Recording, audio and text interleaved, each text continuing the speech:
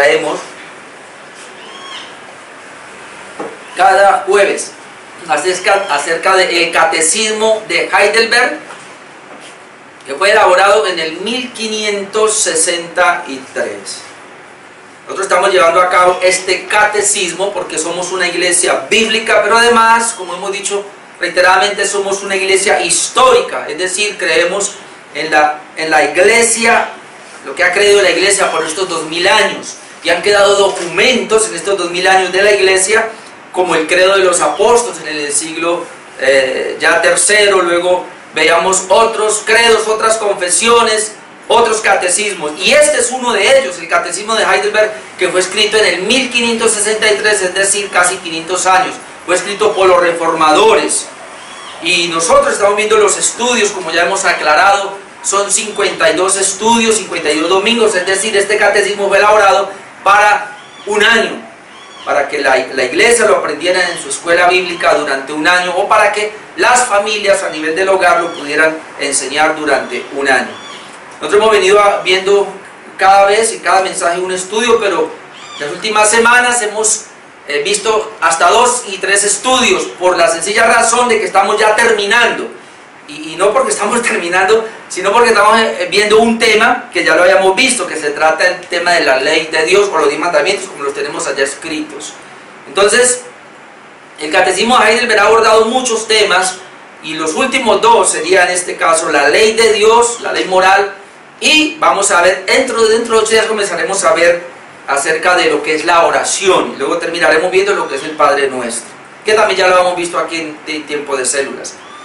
Pero vamos a ver los estudios hoy, el estudio número 43 y el estudio número 44.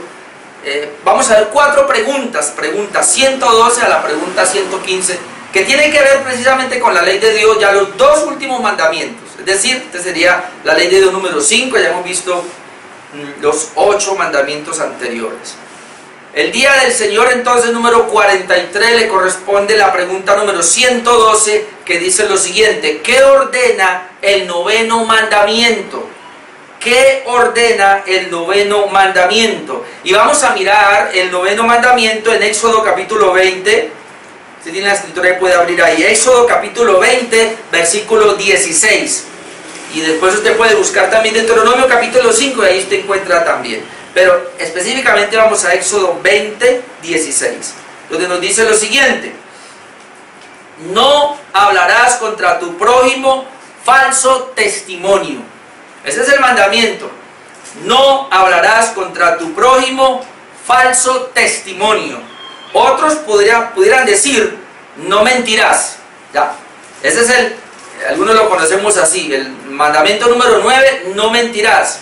Pero aquí en la Reina Valera, como lo tenemos, es no hablarás contra tu prójimo falso testimonio. Bueno, ese es el mandamiento. Ahora, la explicación que da el Catecismo de Heidelberg a este mandamiento, la pregunta sería, pregunta 112, ¿qué ordena el 9º mandamiento? He aquí la respuesta, que es bastante amplia: que no dé falso testimonio en contra de nadie, que no malinterprete las palabras de los demás, que no sea calumniador o difamador, que no me una en condenar a nadie sin haberlo escuchado o apresuradamente, sino que bajo amenaza de la ira de Dios evite toda mentira y engaño, como las mismas obras del diablo, y que en asuntos de juicio y justicia, como en cualquier otro asunto, hable honestamente y confiese la verdad, también en la medida de mis posibilidades, que defienda y promueva el buen nombre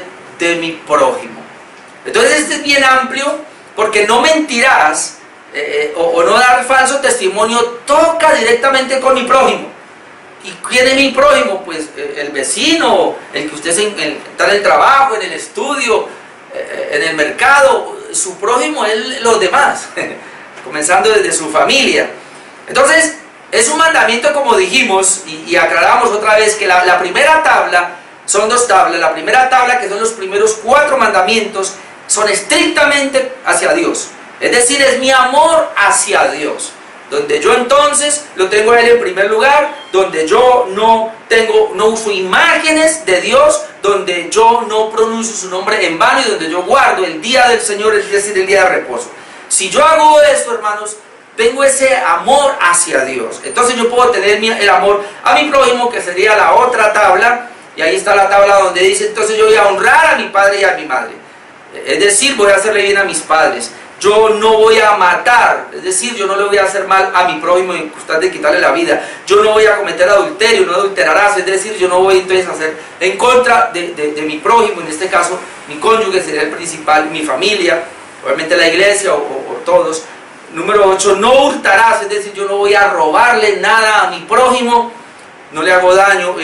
Ahora lo que tenemos acá el 9º mandamiento, no mentirás, o como dice allá, no hablarás contra tu prójimo, falso testimonio. Y luego veremos el número 10, que no codiciarás absolutamente nada de tu prójimo. Es decir, si cumplimos la primera tabla de amar a Dios en primer lugar, la segunda tabla va a ser fácil de cumplirla. Por eso Jesús resume los mandamientos, estas dos tablas en 2 mandamientos. Ama al Señor con todo tu corazón, con toda tu alma, con toda tu mente, y a tu prójimo como a ti mismo. Entonces el 9º mandamiento obviamente es una defensa a mi prójimo. Y quiero leer otra vez la definición, y obviamente yo la resumo en 2 partes nomás. Pero ¿qué ordena el 9º mandamiento? Quiero leer otra vez para que tengan en cuenta lo que él ordena, y lo resumo en 2. Dice que no dé falso testimonio en contra de nadie, que no malinterprete las palabras de los demás, y ahí voy a trabajar un poquito, que es impresionante, que no sea calumniador o difamador, que no me una en condenar a nadie sin haber escuchado o condenarlo sin haberlo escuchado primero o condenarlo apresuradamente, sino que bajo amenaza de la ira de Dios evite toda mentira y engaño, como las mismas obras del diablo. Y esto también es impresionante. Y que en asuntos de juicio y justicia, como en cualquier otro asunto, me ame, hable honestamente y confiese la verdad, también en la medida de mis posibilidades, que defienda y promueva el buen nombre de mi prójimo. O sea, no dará falso testimonio. Lo que nos está diciendo también, y en la última parte me llama la atención, es que no tengo por qué, en vez de hablar mal de mi prójimo, yo debería hablar bien de mi prójimo. Y es lo que yo he procurado hacer antes, cuando uno tiene problemas con alguien, uno trata de decir, a ver, qué cosas positivas hay de él. Porque somos más propensos a mirar las cosas negativas de las demás personas. Pero cuando hablamos de cosas positivas, como que, ay, a ver, pero ¿qué será? Y si nosotros tomáramos las cosas positivas por encima de las negativas, pues perdonaríamos más fácil. Bien, entonces aquí yo voy a resumirlo en 2 partes.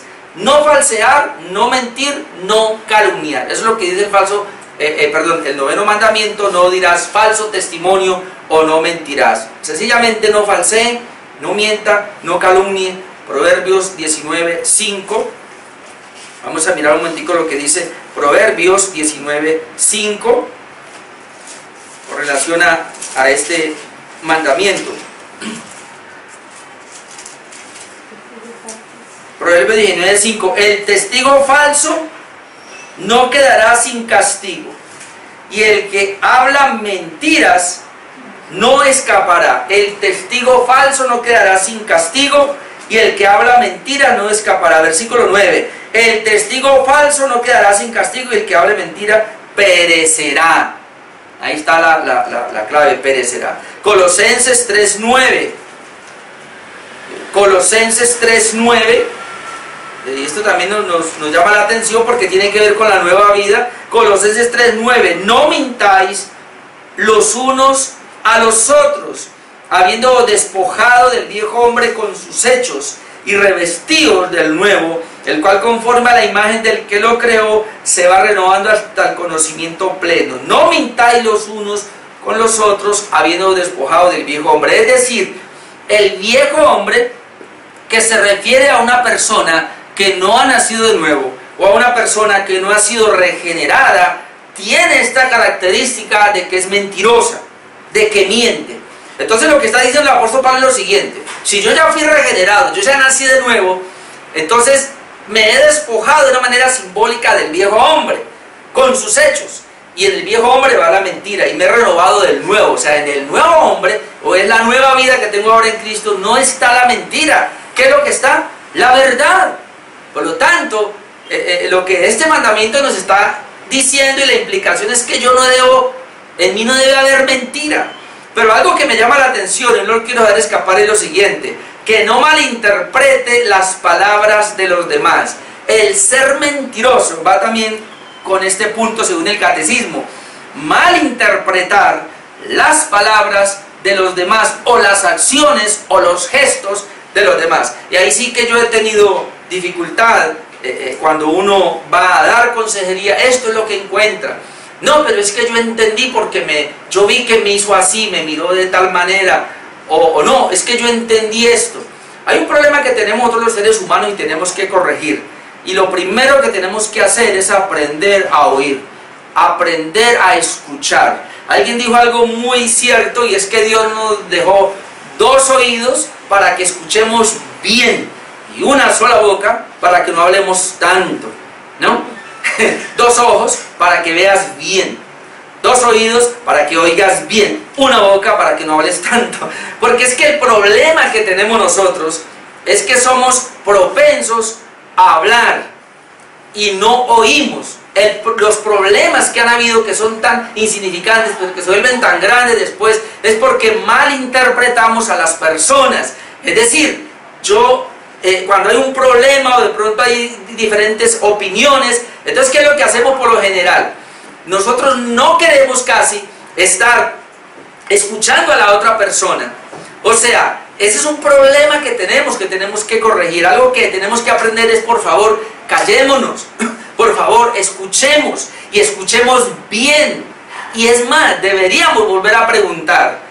Lo que yo he aprendido es lo siguiente: si yo escucho a alguien que me está diciendo algo, entonces lo mejor es decirle, a ver, lo que usted me quiere decir es en otras palabras, no en las mismas palabras, pero es una muy buena manera. Usted le dice, lo que usted me quiere decir es esto. ¿Por qué? Porque eso fue lo que yo entendí. La persona me puede decir, no, eso no es lo que yo quiero decir. Bueno, entonces explíquese, porque es que eso fue lo que yo entendí. No. Lo que yo quiero decirle a usted es, ya, o sea, lo que usted me quiere decir es esto, ¿sí o no? Sí, ya. Pero nosotros no hablamos así, ¿sí o no? Lamentablemente no hacemos eso. No queremos tener el tiempo para hacer eso. Por lo general lo que nosotros hacemos es malinterpretamos a las personas, ¿no? ¿Qué tal cosa? Sí, o sea, es más, muchas veces ni siquiera nos dicen las cosas. O sea que lo que me quieren decir es eso, ¿no? Y ahí está el problema. Hermano, parte de ser mentiroso es eso: malinterpretar, escuche, las palabras, inclusive los gestos de las personas. Otro error que cometemos ahí, que tiene que ver con esto de malinterpretar, es que muchas veces nosotros, hermanos, nos llenamos de qué sé yo, de cucarachas en la cabeza. ¿Cómo decir eso? Porque a veces usted llama a una persona, ese es otro problema, y la persona no le contesta porque tal vez está en el baño, porque tal vez el celular no se le quedó en dónde, y nosotros, ¿qué estará haciendo? ¿Con quién estará? ¿De dónde vendrá? Y se llena uno de cucarachas en la cabeza. Y hermano, déjeme decirle que eso es mentira. Porque si no es verdad, eso, estamos participando en un complot de mentira. Por eso el catecismo es muy claro: no dar falso testimonio en contra de nadie, que no malinterprete las palabras de los demás, que no sea calumniador o difamador. Esto entra en parte de la mentira, es ser calumniador o difamador. Calumniar es hablar de alguien lo que no es. Es decir, yo hablo de las personas lo que a mí me parece, pero no es real. Entonces, hermanos, y algo que quiero dar aquí como una buena orientación es la siguiente, por favor. Porque han habido personas que han tenido conflictos, han tenido problemas, y eso se ha venido agrandando. Pasan el tiempo y se agranda. Y como dijo alguien, esto es parecido a una mentira. Es como una bola de nieve, comienza algo muy pequeñito, pero luego se va haciendo más grande cada vez. Si usted tiene comunicación con alguien, pero ese alguien no se comunica con usted, en vez de usted comenzar a hacer, yo le decía a mi esposa eso esta tarde, porque hay un pequeño conflicto de pronto en 2 hermanos de ella, que como que, y una está pensando que es que no sé qué, y yo le decía a ella, lo que tienen que hacer es hablar. Pues siéntese y hablen los dos y digan, a ver, yo necesito que me explique por qué usted se porta así conmigo. Pero sabe que no, a veces no hacemos eso. A veces lo que hacemos es que entramos en conjeturas. Eso es que tal vez tal cosa. Eso es que tal vez lo otro. Eso es que tal vez. Y comenzamos con eso. ¿Y eso es qué? Eso es mentira.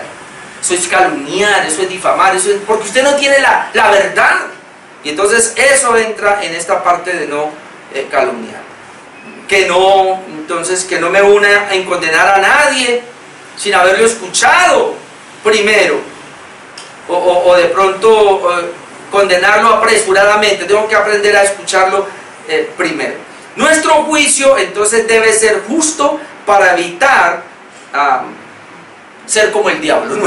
Esto es tremendo porque eso es lo que dice la última parte. Dice que en asuntos de juicio y de justicia, como en cualquier otro asunto, hable honestamente y confiese la verdad. Y una parte que dice acá, que no me una en condenar a nadie sin haberlo escuchado apresuradamente, sino que bajo amenaza de la ira de Dios evite toda mentira y engaño, como las mismas obras del diablo. No me apresure a condenarlo, a juzgarlo rápido. Y tengo que entender que si hago eso, estoy bajo la ira de Dios. Y que si yo entro en un juicio apresurado, puedo tener las mismas obras del diablo. Yo sé que esto es duro, pero es lo que la Biblia nos enseña. Por lo menos Juan 7:24, quiero que vayamos allá. Hay algunos que usan Mateo capítulo 5, donde dice: no juzguéis para que no seáis juzgados. Entonces mucha gente, ¿qué es lo que dice? No juzgue a nadie. Ojo que el Señor en ningún momento está diciendo que no debemos juzgar. Por eso quiero ir a Juan 7:24, para que comprendamos mejor esta parte. Cuando el Señor dice no juzguéis para que no seáis juzgados, es aquellas personas que están levantando un juicio apresuradamente. Pero mire lo que nos dice Juan 7:24, y es muy importante que lo tengamos en cuenta siempre. No juzguéis según las apariencias, sino juzgad con justo juicio. Pregunto, ¿el Señor prohíbe el juzgar? No, el Señor no prohíbe el juzgar. Porque uno ve la gente, no juzgue. O sea, pasemos el pecado de los demás. Usted ve que alguien está en pecado, yo no juzgo, no. O lo otro, como una defensa, no me juzgue, el que me juzgue es Dios. No, ¿cómo así? Juzgar es dar un veredicto, y uno puede juzgar a una persona positiva o negativamente, y más a un hermano. Dios nos da la autoridad para hacerlo. Lo que el Señor prohíbe es un juicio apresurado. No juzguéis según las apariencias, hermano, y esta es otra mentira. Cuando tú y yo juzgamos según las apariencias, es decir, nos vamos por las ramas, entramos en un juicio errado. No juzgar según las apariencias quiere decir: investigue bien el asunto, y yo investigo bien el asunto. Por eso yo no doy juicios rápido. Yo procuro escuchar primero una parte, luego escucho la otra y trato de evaluar. Luego trato de escuchar las dos partes y evaluar, y sí emitir un juicio. Porque, hermano, si usted es de los que se quedó con la primera noticia, ojo con eso. Pero así puede ser su cónyuge. Hombre, tenemos que darle el lugar de la duda también. Nosotros tenemos que, porque a veces por ser muy familiares, entonces tendemos a ser parciales en el juicio. Y la idea delante de Dios es que seamos imparciales, y para eso necesitamos entonces, como dice acá, no juzgar según las apariencias, lo que a usted le parece por encima, sino juzgar con justo juicio. Yo puedo juzgar con justo juicio cuando he investigado bien las cosas, cuando me he percatado bien del asunto, y ahí sí emitimos un juicio. Si no lo hacemos así, entramos en el pecado del mandamiento número 9, no dirás falso testimonio contra tu prójimo. Entonces tenemos que tener cuidado con eso. Ahora, el día del Señor, para el día del Señor número 43, vamos con el número 44, que ahí están las otras tres preguntas. ¿Qué ordena en el 10º mandamiento? Vamos otra vez a Éxodo capítulo 20, porque ahí está el 10º mandamiento, versículo 10. Éxodo capítulo 20, versículo 10. Y cuando uno mira este mandamiento pareciera que como que quiere concluir y arroparlos a todos, pero bueno. No codiciarás la casa de tu prójimo. No codiciarás la mujer de tu prójimo. Pudiéramos seguir diciendo: no codiciarás el siervo de tu prójimo, no codiciarás su criada, no codiciarás su buey, no codiciarás su asno, ni cosa alguna de tu prójimo. ¿Y quién es el prójimo? Cualquier ser humano, cualquier persona. Comenzamos por nuestro cónyuge, nuestra familia, nuestros vecinos, todos, hermanos de la iglesia, el trabajo, donde quiera que esté. No codiciarás. Por eso el mandamiento muchos lo llaman no codiciarás. Pero nosotros hemos puesto allá el mandamiento número 10, es no codiciarás nada de tu prójimo. Porque aquí, ¿qué es lo que entra? La casa de tu prójimo, la mujer de tu prójimo, el siervo de tu prójimo, la criada de tu prójimo. Bueno, en ese entonces tenían criadas, el buey de tu prójimo, el asno, y ninguna cosa de tu prójimo codiciarás. ¿Qué ordena el mandamiento número 10? Aquí está la respuesta del Catecismo de Heidelberg, que dice lo siguiente: que ni la más mínima inclinación o pensamiento en contra de cualquier mandamiento de Dios jamás entre a nuestro corazón, sino que con todo nuestro corazón continuamente odiemos todo pecado y nos gocemos en toda justicia, para no codiciar nada. Ahora, yo encontré acá algo interesante. La codicia tiene 3 significados, y estos significados son especiales porque lo podemos manejar.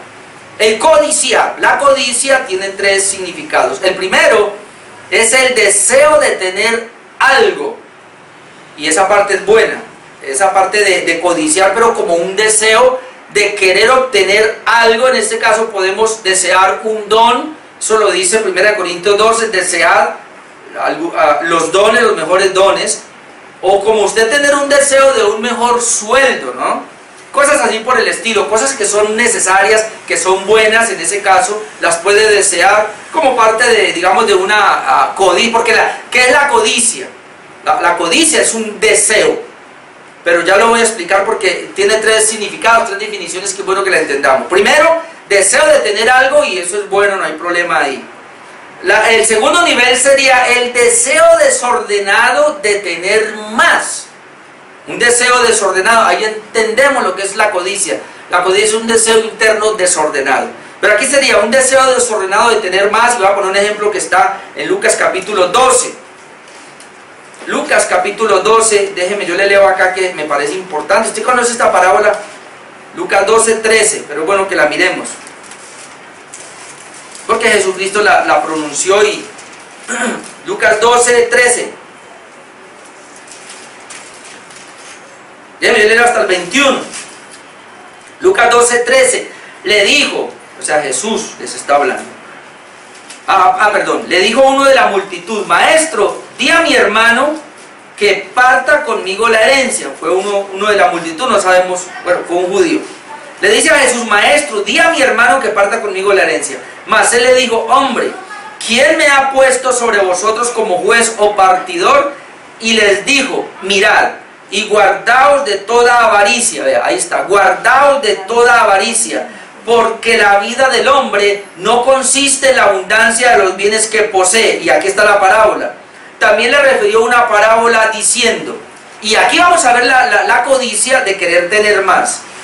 La heredad de un hombre rico había producido mucho, y él pensaba dentro de sí diciendo: ¿qué haré? Porque no tengo donde guardar mis frutos. Y dijo: esto haré, derribaré mis graneros, los edificaré mayores, y allí guardaré todos mis frutos y mis bienes. Y diré a mi alma: alma, muchos bienes tienes guardados para muchos años, repósate, como bebe, regocíjate. Pero Dios le dijo: necio, esta noche vienen a pedir tu alma, y lo que has provisto, ¿de quién será? Así es el que hace para sí tesoro y no es rico para con Dios. En este segundo nivel, entonces, estamos viendo el deseo desordenado de querer tener más, al punto de que entonces Dios pasa a un segundo plano. Y eso es muy peligroso. Esta parte de la codicia, de no codiciarás nada de tu prójimo, comienza con un deseo de querer tener más. Hasta ahí usted no ve todavía que el mandamiento sea un poco crítico, porque el primer nivel es un deseo pues normal. Yo quiero un mejor sueldo, de pronto tener un mejor carro, bueno, está bien, no hay problema. Una mejor casa, está bien, no hay problema. En este segundo ya entramos en problema, porque ya la persona ya tiene lo suficiente, pero por querer tener más y querer desear más está desplazando a Dios, está dejando a Dios a un lado. Es esa gente que tiene no sé cuántos trabajos, que no puede sacar el domingo, el día del Señor, porque el trabajo, porque esto y tantas cosas. Entonces es como una especie de codicia ya. Pero específicamente es el tercer nivel al que hablamos del mandamiento número 10, de no codiciarás nada de tu prójimo. Es el deseo excesivo de tener lo que le pertenece a otro. Eso ya es grave. El tercer nivel es un deseo interno desordenado, excesivo, de querer tener lo que le pertenece a otro. Y volviendo a Éxodo 20, otra vez, versículo 10, ahí está. ¿Qué es la codicia entonces bíblicamente? Como un pecado muy grosero, un deseo desordenado de querer tener lo que es de otro. Hermano, es que ahí está nomás. No es mío, es de otro. Y si es de otro, se debería respetar. Amén. Vea, lo que sea. Esta parte es dura. Porque otra vez voy a leer, porque cuando yo leía esto, yo decía, ay Padre Santo, si uno entendiera esto Señor. Éxodo 20:10. No codiciarás, y vamos a pensar en ese tercer nivel. De un deseo desordenado que yo tengo por lo que es de otro, le pertenece a... Es que si le pertenece al otro ya, y yo ya lo quiero robar, lo quiero tomar para mí. Entonces dice, no codiciarás la casa ¿de quién? De tu prójimo. Es de tu prójimo. No codiciarás la mujer de tu prójimo. Es de tu prójimo la mujer. No codiciarás tu siervo, ni tu criado, ni tu buey, ni tu asno, ni cosa ninguna. ¿Por qué? Porque es del prójimo. Y ese mandamiento número 10 es tremendo. No codiciarás nada de tu prójimo. Y entonces la codicia, según la palabra de Dios, se presenta pues como un deseo muy desordenado, que no está afuera, sino que está dentro del corazón. Marcos 7, vamos a ir a Marcos capítulo 7. Hay muchas personas que dirán, yo ya no soy codicioso. Bueno, vamos a ver. Marcos 7. Marcos 7:20. Pero decía que lo que del hombre sale, eso contamina al hombre. Porque de dentro del corazón del hombre salen, ¿dónde comienza todo? Los malos pensamientos. De dentro del corazón del hombre es que salen los adulterios como producto de una codicia, las fornicaciones como producto de una codicia, los homicidios, sexto mandamiento violado, los hurtos, octavo mandamiento violado, las avaricias, que es lo mismo la codicia, noveno mandamiento, décimo mandamiento, las avaricias, las maldades, las ocupa todas, el engaño, tiene que ver con la mentira, la lascivia, otra vez tiene que ver con los pecados de adulterio, el sexo, la envidia, la malediciencia. La envidia tiene que ver también con la codicia, ¿no? Porque se envidia, se tiene avaricia, y se tiene codicia, la maledicencia, entonces la tiene que ver con la mentira, que es hablar mal, la soberbia, la insensatez. Todas estas maldades de dentro salen y contaminan al hombre. Entonces, ese mandamiento número 10, hay que tenerlo muy en cuenta, porque otra vez tiene que ver con mi prójimo. Por eso prácticamente ese mandamiento 10 como que sería el resumen de los otros que hemos venido viendo ya. Eso es lo que estamos tratando de ver. Ahora, la pregunta número 14 dice, ¿pueden aquellos que se convierten a Dios guardar todos estos mandamientos perfectamente? Es decir, ya evacuamos ya los 10 mandamientos. Hoy vimos ya 2. Pero hay 2 preguntas más que quiero hacer. Pregunta 14. ¿Pueden aquellos que se convierten a Dios guardar estos mandamientos perfectamente? Es decir, esa ley de Dios que está ya la podemos guardar perfectamente. Y antes de contestar, quiero decirle y ratificar otra vez que nosotros no creemos en la salvación por obras, sino por pura gracia. Es decir, nadie es salvo por guardar los 10 mandamientos. Pero cuando una persona es salva, ella puede guardar los 10 mandamientos. No perfectamente. No perfectamente, dice la respuesta. Porque algunos dicen, como yo no soy salvo por guardar los 10 mandamientos, porque yo nunca los puedo guardar, entonces ahora que ya soy salvo sin guardar los 10 mandamientos, ¿para qué los voy a guardar? No, Señor. Recuerde que una cosa es justificación, otra cosa es santificación. Yo soy justificado por la gracia de Dios. Yo no hice nada para ser justificado, pero en la santificación participo yo. Es decir, Dios me santifica por su palabra y por los medios de gracia que hemos visto aquí una y otra vez, pero yo debo poner mi empeño para esa santidad. Entonces la pregunta, ¿pueden aquellos que se convierten a Dios guardar estos mandamientos perfectamente? No, sino que incluso los hombres más santos, mientras que estén en esta vida, tienen solamente un pequeño principio de una obediencia perfecta. Un pequeño principio de una obediencia perfecta. Sin embargo, con un genuino propósito, ellos empiezan a vivir una vida solamente de acuerdo, no solamente de acuerdo a algunos mandamientos, sino de acuerdo a todos los mandamientos de Dios. De ahí saco dos cosas. Lo primero sería que los que hemos sido justificados vamos a pecar. ¿Qué es pecado? Usted me dice, primera de Juan 3:4 fácilmente lo define: quebrantar la ley de Dios. ¿Qué es pecado? No obedecer la ley de Dios. Cuando tú y yo no obedecemos los 10 mandamientos, cualquier mandamiento que usted quebrante, usted ya pecó. Entonces, en ese sentido, todos somos pecadores. Somos justificados, pero no somos hechos justos. Eso es muy importante. Somos justificados delante de Dios, una declaración de justicia. Es decir, delante de Dios Él me declara sin pecado, pero Él no me hace a mí justo. Es decir, yo sigo con una naturaleza pecaminosa y voy a seguir pecando. Eclesiastés 7:20 es un texto que debemos considerar, que debemos tener en cuenta. Después de Proverbios está Eclesiastés 7:20.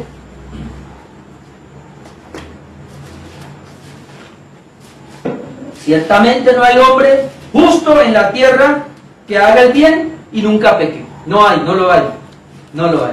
No hay hombre justo en la tierra, dice, no hay hombre justo en la tierra que haga el bien y nunca peque. Y este texto, Romanos 7:14, vamos a Romanos, Nuevo Testamento, Romanos capítulo 7, versículo 14, déjeme, yo le leo todo esto.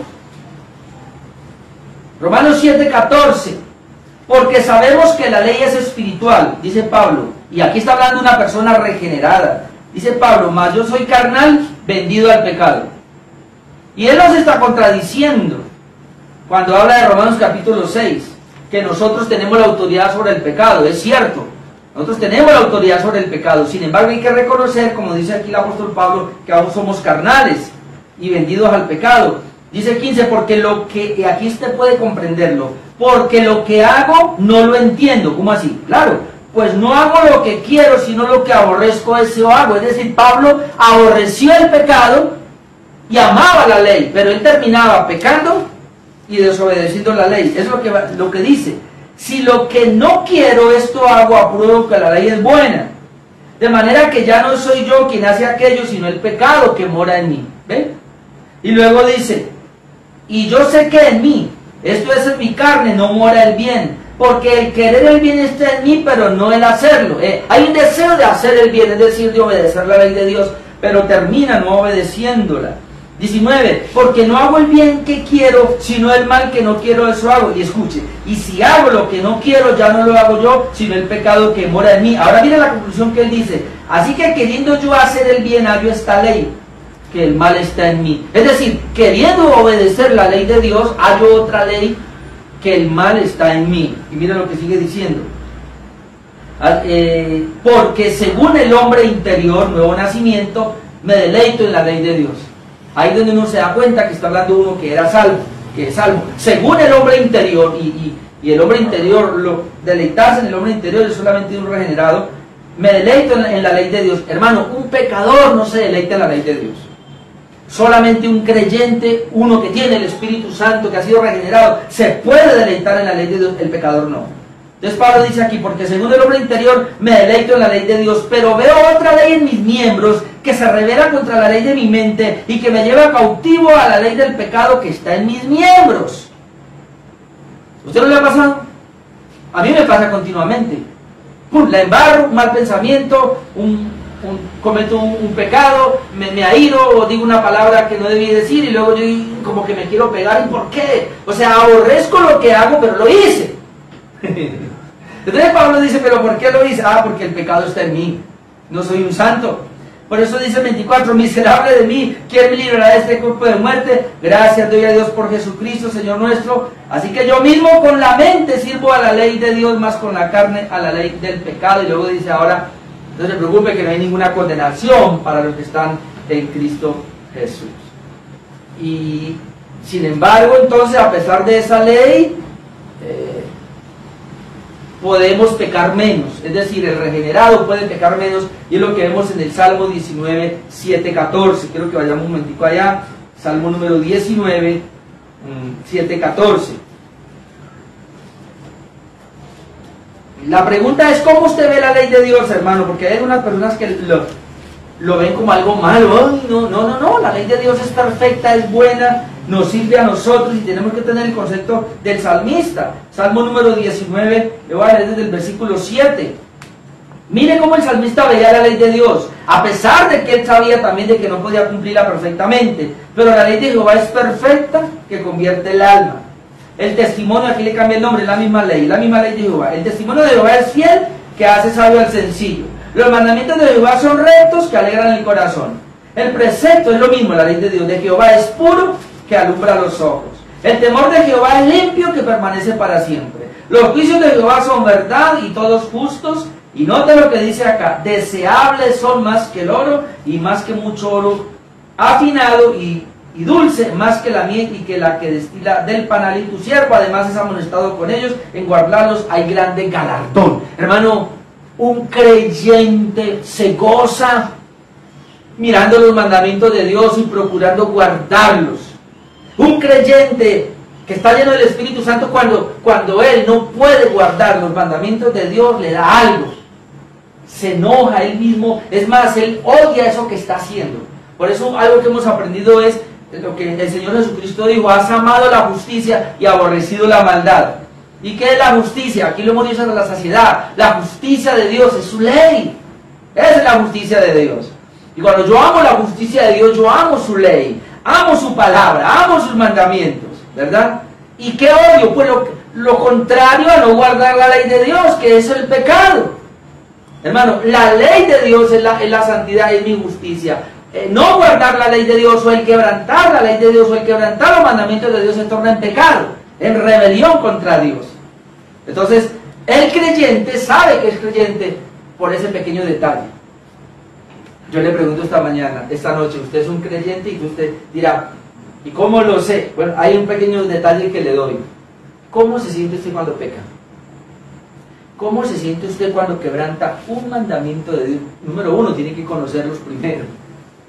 Por eso aquí enseñamos la Biblia, para que usted la conozca, aprenda la palabra. Y una vez usted tiene el conocimiento de Dios, tiene el conocimiento de la palabra, ¿qué va a hacer? Si usted es un verdadero creyente, cada vez que desobedece un mandamiento, por muy pequeño que sea, usted se va a sentir mal, va a arrepentirse: Señor, perdóname, y va a procurar obedecerlo la próxima vez.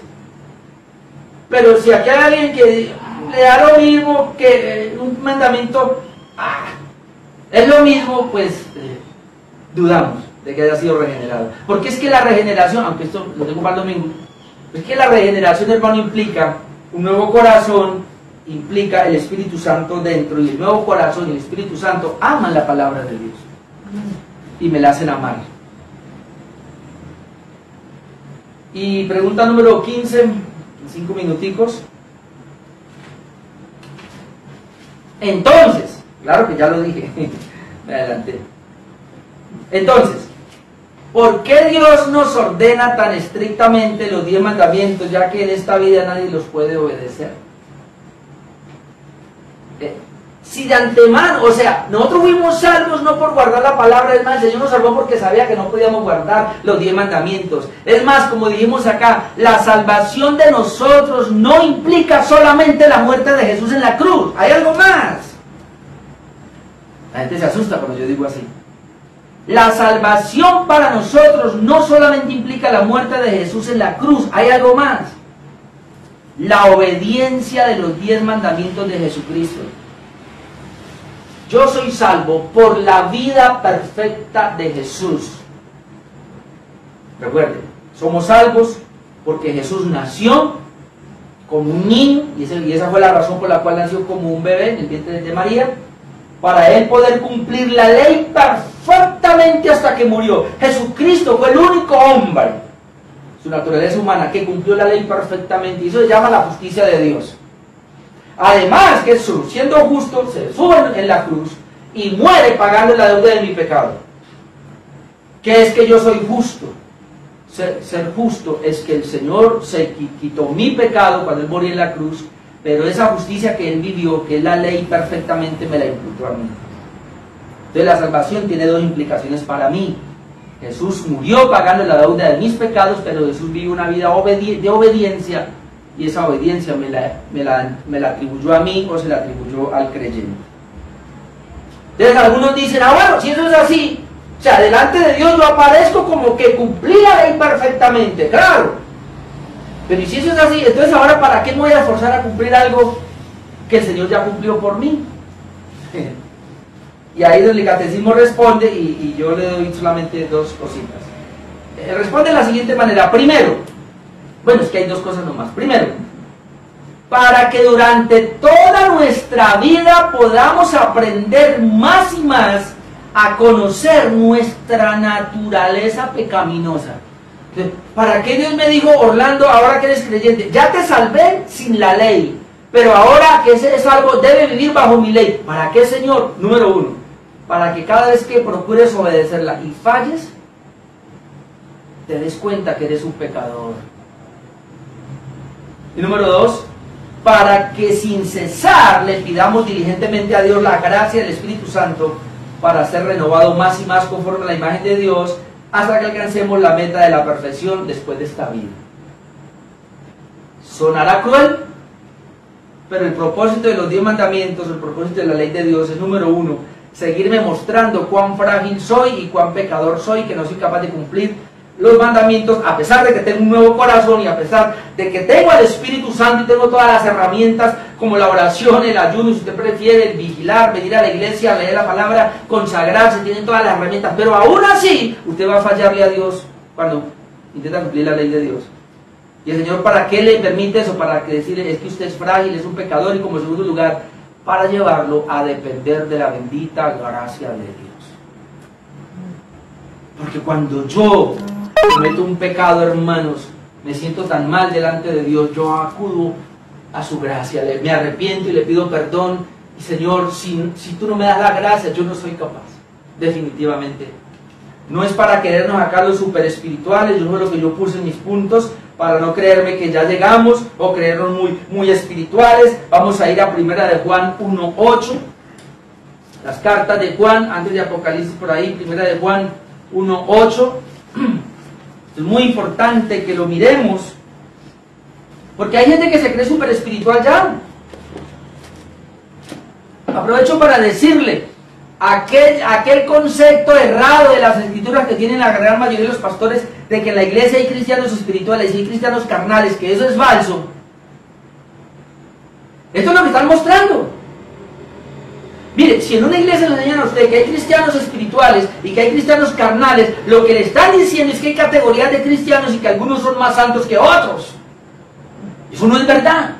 La Biblia solamente que habla que hay espirituales, que son los cristianos, o carnales, que son los mundanos, y pare de contar. Y un cristiano no se debe creer que porque es un hombre o una mujer de mucho ayuno, de mucha oración, o de mucha santidad, o porque conoce la palabra, entonces ya está en un nivel. Ese cristiano o ese pastor que se cree que está en un nivel, le tengo este versículo, 1 de Juan 1:8, y me lo tengo a mí primero. Si decimos que no tenemos pecado, nos engañamos a nosotros mismos y la verdad no está en nosotros. ¿Cómo yo no me engaño? Al decir que yo soy pecador. No nos estamos contradiciendo. Aclaro, la justificación delante de Dios, que aparezco sin pecado, es una declaración, eso es algo legal. Pero ahorita mismo, o sea, posicionalmente estoy sin pecado, pero ahorita mismo en mi práctica soy una persona pecadora, con una naturaleza pecaminosa, hasta que yo me muera y sea glorificado. Hasta que tú no te mueras y seas glorificado, y hasta que yo no muera y sea glorificado, hermano, voy a cargar con ese lastre de pecado en mí. Y voy a estar fallando. Por eso, si decimos que no tenemos pecado, nos engañamos a nosotros mismos y la verdad no está en nosotros. Entonces, ¿qué hago cuando sé que soy pecador? Diariamente debería hacerlo. Si confesamos nuestros pecados, Él es fiel y justo para perdonar nuestros pecados y limpiarnos de toda maldad. ¿Qué espera Dios? Que confiese en mi pecado a diario. Si decimos que no hemos pecado, le hacemos a Él mentiroso y su palabra no está en nosotros. Si decimos que no tenemos pecado. O sea, hermano, es muy bueno entender lo de la justificación y la santificación. Las dos doctrinas tienen que estar muy claras y por eso aquí las enseñamos casi siempre. Y la otra, para que aprenda a depender de la gracia. Entonces, cuando yo estoy en 1 de Juan 1:8 y sé que soy pecador, ¿y cómo se da cuenta usted, hermano? ¿Cómo se da cuenta que usted es un pecador? Mírese en el espejo de la ley de Dios. ¿Sabe que deberíamos tener por ahí, no sé, en vez de tener estampitas, como algunos cargan de una virgen o de un Cristo ahí crucificado, ¿por qué no tienen una estampita de los 10 mandamientos? Y todos los días se mira, ay Señor, ya la embarré, Señor, porque me puse a jurar en vano. No, Señor, ya la embarré porque hay otros dioses que están primero que tú. Y uno comienza a evaluar cada mandamiento. Entonces, cuando me miro en esa lista de los 10 mandamientos, me doy cuenta que soy pecador y tengo que hacer ir a arrepentirme. No me queda otra. Y entonces eso me lleva al segundo punto, que es a depender enteramente de la gracia de Dios, como me lo dice Filipenses 3:12 para terminar. Filipenses 3:12, y ahí ya estamos terminando. Depender de la gracia de Dios, lo que me toca, al reconocer que cuán pecador soy. Filipenses 3:12. Mira lo que dice el apóstol Pablo, el gran apóstol Pablo. No que lo haya alcanzado ya, ni que ya sea perfecto. Uy, lo dijo el apóstol Pablo. Sino que prosigo por ver si logro hacer aquello por lo cual fui también nacido por Cristo. No soy perfecto, no lo he alcanzado. Hermanos, yo mismo no pretendo haberlo ya alcanzado. Sí, yo no puedo llegar a la perfección en cumplir los 10 mandamientos. Pero entonces, ¿qué? Pero una cosa hago, ¿qué? Olvidando ciertamente lo que queda atrás, es decir, mis pecados pasados, y extendiéndome a lo que está delante, que sería la santidad, prosigo a la meta, al premio del supremo llamamiento de Dios en Cristo Jesús. Amén. ¿Qué debe hacer un cristiano diariamente? Reconocer su pecado, arrepentirse delante de Dios, confesión y arrepentimiento. Confesión es decir, Señor, sí, he pecado contra ti. Arrepentimiento es decir, Señor, ya lo voy a dejar. Olvide lo que queda atrás, ya. Lo de ayer ya pasó, Señor, y ahora me extiendo a lo que está delante, que es una vida de santidad. Prosigo a la meta, al premio del supremo llamamiento de Dios en Cristo Jesús. Para eso son los 10 mandamientos, hermano. Ojalá se le quede esto. Los 10 mandamientos son para que reconozcamos que todavía somos pecadores y que seguimos dependiendo de la gracia de Dios hasta el último segundo de suspiro en esta vida. Amén. Amén. Necesitamos la gracia de Dios. Ese es el catecismo de Heidelberg entonces que vimos hoy. Pero ya comenzamos con el tema de la oración. Vamos a orar y dejamos ahí esta noche. Oh, mi Padre Celestial, una vez más bendigo y alabo tu nombre, Señor, por tu bendita palabra, porque tu palabra es pura, porque tu palabra es limpia, que tu palabra, Señor, lo es todo para nosotros. Señor, yo te doy gracias por habernos dado tu palabra, porque en ella aprendemos cómo conducirnos, cómo vivir una vida que te agrade a ti, una vida que te glorifique a ti. Señor, como veíamos en esta hora, gracias por darnos esos 10 mandamientos, porque son el espejo para mirar cómo está mi vida. Yo debo ver tu palabra cada día, debo escudriñar la escritura, leer tu ley, darme cuenta cómo, no solamente para alimentar mi alma, sino para ver cuánto he fallado, cómo peco y pedirte que me ayudes. Cada día que me des más gracia para sobreponerme y salir adelante, Dios mío. Señor, yo oro por cada uno de mis hermanos que está acá esta noche. Yo oro, Señor, por los hermanos que están en Tuluá, y oro por los hermanos que están detrás del Facebook Live, que están recibiendo tu bendita palabra. Y oro por los hermanos que verán el tema en YouTube. Señor, ayúdanos cada día a comprender cuán importante es para el cristiano la bendita palabra de Dios, los mandamientos. Pero cuán importante es que los obedezcamos. Ahora entendemos, Señor, amarte a ti no es solo decirte, es más, ni siquiera tiene que ver con decirte, es obedecerte, porque los sacrificios y holocaustos a ti no te agradan. A ti te agrada la obediencia. A un corazón contrito y humillado que se humilla, Señor, delante de ti porque sabe que le ha fallado. Reconoce su falta cada día te fallamos. Al corazón contrito y humillado tú no desprecias. Y aquel que acude diariamente, como el apóstol Pablo, que oraba y te decía: Señor, quita de mí este aguijón. Y tú le contestaste: bástate mi gracia, porque mi poder se perfecciona en tu debilidad. Y Pablo terminaba: entonces, cuando yo soy débil, es que soy fuerte, porque mi debilidad hace que me agarre de tu fortaleza, de tu gracia bendita. Te doy gracias, Señor, porque nos ayudas. Y te pido que en este resto de fin de semana y a partir de ahora y cada vez nos ayudes a confiar más de tu gracia, reconociendo que somos tan débiles, tan frágiles, que no pudimos cumplir tu ley, pero tú nos das la gracia para ser santos y obedecer. Ayúdanos, Señor. Gracias. Es más, obedecerte te honra, te glorifica a ti. Y es lo que queremos, vivir para tu gloria, honrando tu nombre. Así que te damos gracias, Señor, por tu palabra. Te damos esta noche en tus manos bajo tu gracia, en el nombre de Jesucristo. Amén y amén. Hermanos del Facebook Live, el domingo a las 9:30 comenzamos a transmitir. Usted puede estar ahí a las 9:30 el domingo. Y hermanos,